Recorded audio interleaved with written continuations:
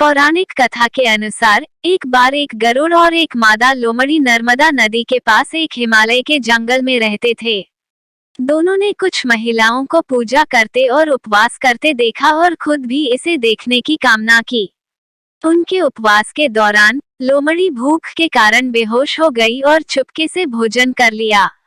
दूसरी ओर चील ने पूरे समर्पण के साथ व्रत का पालन किया और उसे पूरा किया। परिणाम स्वरूप लोमड़ी से पैदा हुए सभी बच्चे जन्म के कुछ दिन बाद ही खत्म हो गए और चील की संतान लंबी आयु के लिए धन्य हो गई। इस कथा के अनुसार जीमूतवाहन गंधर्व के बुद्धिमान और राजा थे। जीमूतवाहन शासक बनने से संतुष्ट नहीं थे और परिणाम स्वरूप उन्होंने अपने भाइयों को अपने राज्य की सभी जिम्मेदारियां दी और अपने पिता की सेवा के लिए जंगल में चले गए।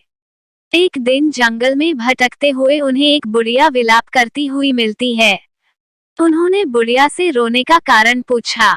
इस पर उसने उसे बताया कि वह सांप नागवंशी के परिवार से है और उसका एक ही बेटा है। एक शपथ के रूप में हर दिन एक सांप पक्षीराज गरुड़ को चढ़ाया जाता है और उस दिन उसके बेटे का नंबर था। उसकी समस्या सुनने के बाद जीमूतवाहन ने उन्हें आश्वासन दिया कि वो उनके बेटे को जीवित वापस लेकर आएंगे। तब वो खुद गरुड़ का चारा बनने का विचार कर चट्टान पर लेट जाते हैं। तब गरुड़ आता है और अपनी अंगुलियों से लाल कपड़े से ढके हुए जीमूतवाहन को पकड़कर चट्टान पर चढ़ जाता है।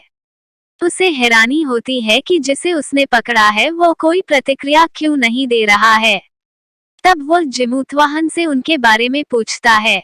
तब गरुड़ जीमूतवाहन की वीरता और परोपकार से प्रसन्न होकर सांपों से कोई और बलिदान नहीं लेने का वादा करता है। मान्यता है कि तभी से ही संतान की लंबी उम्र और कल्याण के लिए जितिया व्रत मनाया जाता है।